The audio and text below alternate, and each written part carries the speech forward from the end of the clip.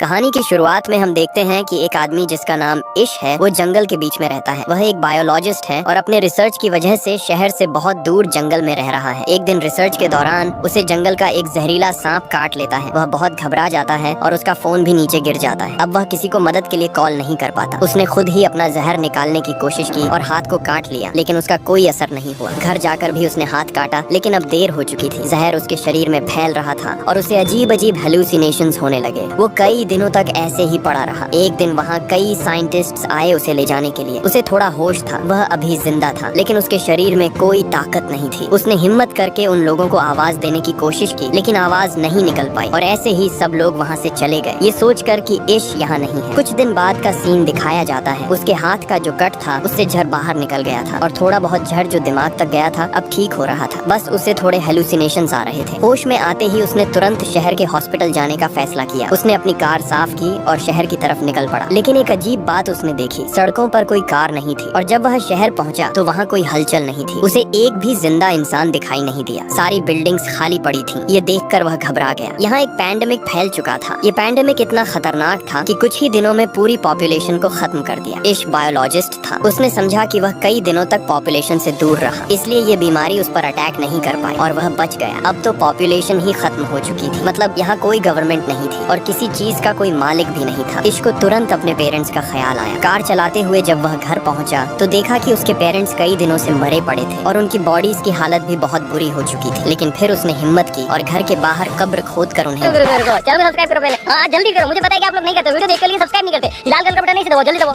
जल्दी दबाओ, फिर मैं शुरू करूँ। दबा दो जल्दी, दबा दिया, घंटी भी दबा देना। और एक गन लेकर वह निकल पड़ा। लेकिन जो ब्रिज लास वेगस जाता था वह भी सील्ड था। वह बहुत गुस्सा में आया और लंबा रास्ता लिया। जैसे ही वह लास वेगस पहुंचा देखा कि यहाँ भी सब लोग मर चुके थे। मॉल्स, बड़े होटल्स, कैसीनोस सब खाली पड़े थे। थककर वह एक होटल में चला गया। उसने वहाँ रात बिताई और महंगी चीजों का मजा लिया, क्योंकि अब सब चीजें उसके लिए फ्री थी। उसे उम्मीद ही नहीं थी कि अब कोई मिलेगा, लेकिन अगली रात उसे दो लोग मिले। ये दोनों भी बीमारी से बच गए थे। लड़की ने अपनी दुख भरी कहानी सुनाई कि उसने अपने परिवार को वीडियो कॉल पर मरते देखा था और अब उसके लिए जीने की कोई उम्मीद नहीं बची। वो आदमी भी मरना चाहता था, क्योंकि इतनी अकेली दुनिया में जीना उसके लिए नामुमकिन था। उस रात ये लोग भी इश्क के साथ रुक गए, लेकिन सुबह होते ही उन लोगों की नीयत इश्क को खतरनाक लगी। उस आदमी के पास गन थी और वो चाहता था कि तीनों की मौत आसान हो जाए, लेकिन इश्क जीना चाहता था। इसलिए वो उठकर वहाँ से बाहर निकल गया और उसके पीछे उसे गोलियों की आवाज सुनाई दी। मतलब उन्होंने खुदकुशी कर ली थी। ये हादसा उसे और ज्यादा तोड़ गया। अब उसे साफ लग रहा था कि वो दुनिया में अकेला रह गया है। तेज गाड़ चलाते हुए वो घर लौट आया। रास्ते में एक डॉग उसकी कार के सामने आ गया। वो डॉग भी बिल्कुल अकेला था जैसे इश। इश ने उसे अपना बना लिया और उसे जीने की नई उम्मीद मिल गई। इश ने अपनी जिंदगी नए तरीके से शुरू की। सर्वाइवल बुक्स पढ़ने लगा। खाने पीने की कोई कमी नहीं थी। कमाने की अब जरूरत नहीं थी। हर दिन काम करता और टाउन में घूमता इस उम्मीद में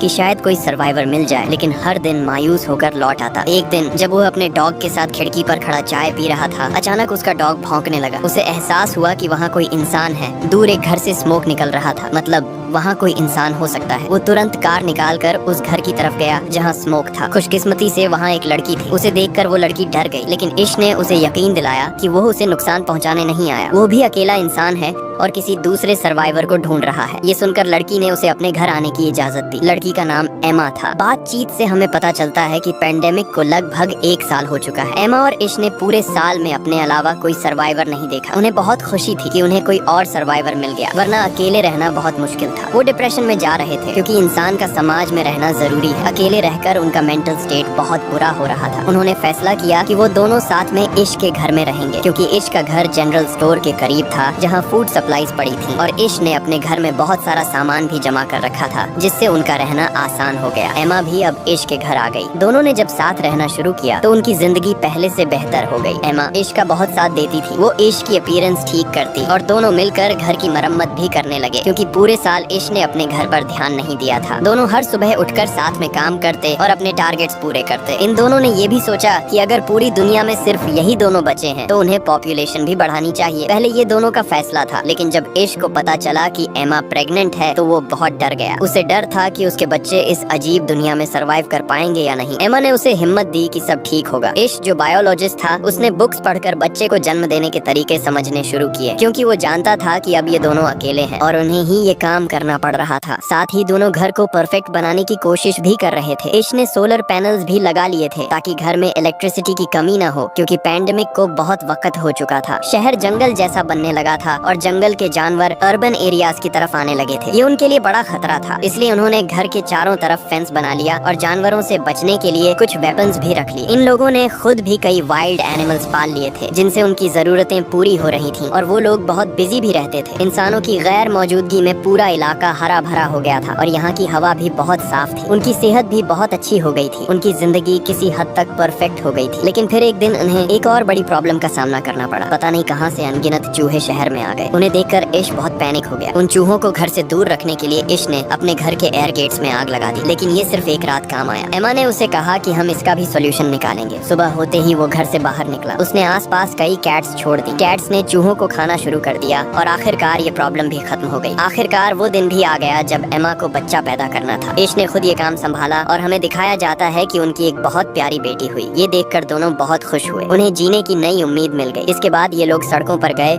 और अपने घर का एड्रेस लिख दिया, इस उम्मीद में कि अगर कोई सर्वाइवर यहाँ आए तो वो उनके घर पहुँच सके खाने और पानी के लिए। 6 साल बाद इश किसी काम से जंगल जा रहा था कि अचानक उसकी कार के सामने एक जंगली जानवर आ गया। डरकर वो बाहर आया और उस जानवर को देखा। वो अब भी जिंदा था लेकिन बहुत दर्द में था, इसलिए इश ने उसकी तकलीफ आसान करने के लिए उसे गोली मार दी। दूर से ये सब एक लड़की देख रही थी। गन की आवाज सुनकर वो डर गई और भागकर जंगल में चली गई। इश ने भी उसे भागते हुए देखा और तुरंत उसके पीछे दौड़ा ताकि उसे पकड़ सके। उस लड़की को लगा कि इश उसे नुकसान पहुंचाएगा, लेकिन इश वैसा नहीं था। वो खुद भी सर्वाइवर्स की तलाश कर रहा था। जब उसने उस भूखी लड़की को एप्पल खाने के लिए दिया तो लड़की को समझ आया कि इश बुरा इंसान नहीं है। इश उसे अपने घर ले जाना चाहता था, लेकिन वो लड़की कार में उसके साथ नहीं बैठी बल्कि पीछे बैठ गई। घर लौटकर देखा गया कि वो लड़की ट्रंक से बाहर आने के लिए तैयार ही नहीं थी। घर में हमने देखा कि इतने सालों में इश और एमा के 2 बच्चे हो चुके थे और अब उनका तीसरा बच्चा होने वाला था। उन्होंने टाउन में हर जगह अपना एड्रेस लिखा हुआ था और उसी एड्रेस को देखकर 2 और सर्वाइवर्स उनके पास रहने आ गए थे जिनका नाम था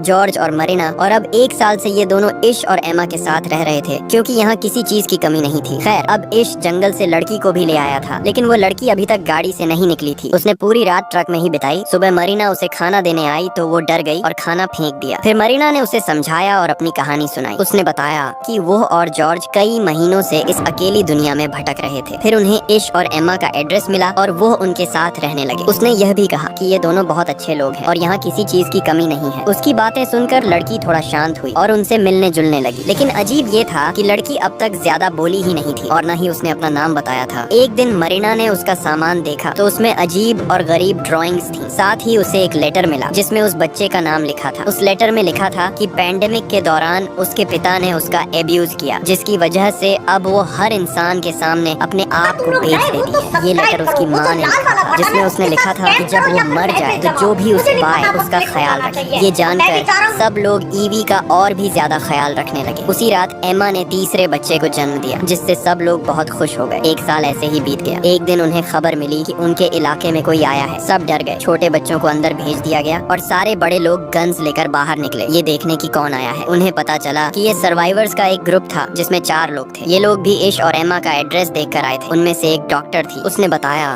कि इतने सालों में उसे सिर्फ ये 4 जिंदा लोग मिले हैं और अब वो पहली बार इश परिवार से मिल रही है। उनके चेहरे और बातें साफ दिखा रही थीं कि वो किसी को नुकसान नहीं पहुंचाएंगे। इसलिए इश और एमा ने भी उन्हें अपने परिवार में शामिल कर लिया। वैसे भी यहाँ किसी चीज की कमी नहीं थी। अब सब मिलकर एक बड़ा सोसाइटी बना सकते थे। इश ने उन नए लोगों को सर्वाइवल के रूल्स समझाए कि हमेशा अपने वेपन्स साथ रखना है, क्योंकि अब ये दुनिया जंगल जैसी हो गई है। कभी भी जंगली जानवर सामने आ सकते हैं। जब भी सप्लाईज लेने बाहर जाना हो तो हमेशा ग्रुप में जाना होगा, वरना कोई भी जंगली जानवर या और खतरा उन्हें नुकसान पहुँचा सकता है। ये सारे रूल्स बताने के बाद सब सप्लाईज लेने बाहर गए। मॉली जो डॉक्टर थी वो मॉल और हॉस्पिटल से बहुत सारी चीजें लेकर आई जो उनकी कम्युनिटी के काम आ सकती थी और जिनसे सबका इलाज हो सकता था। साल ऐसे ही बीतते गए और हमें पता चलता है कि इस पूरे ग्रुप में अब बहुत सारे बच्चे हो गए थे। बाकी कपल्स के भी बच्चे हो गए थे। अब उनकी कम्युनिटी बढ़ रही थी। इश अपने बच्चों को पढ़ाता था और उन्हें बताता